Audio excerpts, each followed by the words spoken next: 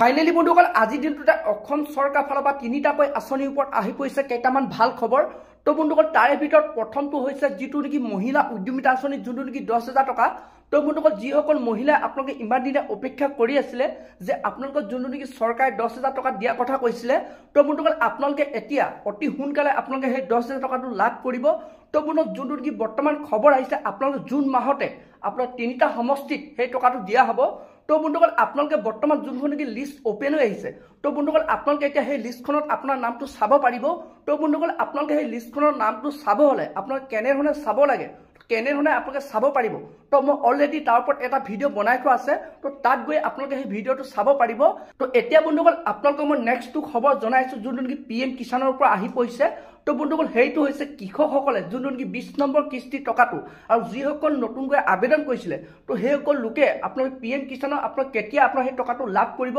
তো বৰ্তমান তাৰ ওপৰতো ভাৰত চৰকাৰৰ পৰা বিগ আপডেট আহি পৰিছে। তো বৰ্তমান সেই তাৰিখটো ঘোষণা কৰা হৈছে।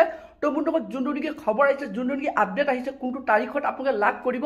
তো বন্ধুসকল আপোনালোকে চলিত জুন মাহৰ 25 তাৰিখে PM কিষাণৰ টকাটো লাভ কৰিব। তো এতিয়া বন্ধুসকল আপোনালোকক মই 3 নম্বৰ আঁচনিৰ বিষয়ে জনাই আছো, যোনটো বৰ্তমান অসম চৰকাৰৰ ফালৰ পৰা ভাল খবৰ আহি পৰিছে। তো এতিয়া বন্ধুসকল আপোনালোকে গেছৰ চিলিণ্ডাৰ আপোনাৰ 250 টকাত আপোনালোকে লাভ কৰিব। তো বৰ্তমান এইটো এটা চৰকাৰৰ ফালৰ ভাল খবৰ আহি পৰিছে। তো বন্ধুসকল আপোনালোকে অক্টোবৰ মাহৰ পৰা তো আপোনাৰ গেছৰ চিলিণ্ডাৰ আপোনাৰ 250 টকাৰ ভিতৰতে আপোনালোকে লাভ কৰিব। তো যেনেধৰণে আগতে আপোনালোকে গেছৰ চিলিণ্ডাৰ আপোনাৰ 800, 900 তো 1000 পৰ্যন্ত আপোনালোকে দিবলগীয়া হৈছিলে, তো এতিয়া বন্ধুসকল আপোনালোকে 250 টকাতে আপোনালোকে লাভ কৰিব অক্টোবৰ মাহৰ পৰা। তো বৰ্তমান বন্ধুসকল এইকেইটা আঁচনিৰ ওপৰতে অসম চৰকাৰৰ ফালৰ পৰা ভাল খবৰ আহি পৰিছিলে। তো বন্ধুসকল আজি ভিডিঅ'টো ইমানে আছিল। আপোনালোকে যদি আৰু এনেধৰণৰ আপডেট খবৰবোৰ জানিব বিচাৰে, এনেধৰণৰ যদি ইনফৰ্মেশ্যনবোৰ লাভ কৰিব বিচাৰে, চেনেলটো লাইক এটা কৰি থ'ব, পাৰিলে ছাবস্ক্ৰাইব এটা কৰিব, লগতে আপোনালোকে বেল আইকনটো অন কৰি থ'ব। তো যেতিয়া এনেধৰণৰ খবৰবোৰ বা এনেধৰণৰ ইনফৰ্মেশ্যন আহি থাকিব, তো প্ৰথমে আপোনালোকে সেই ভিডিঅ'টো লাভ কৰিব পাৰিব।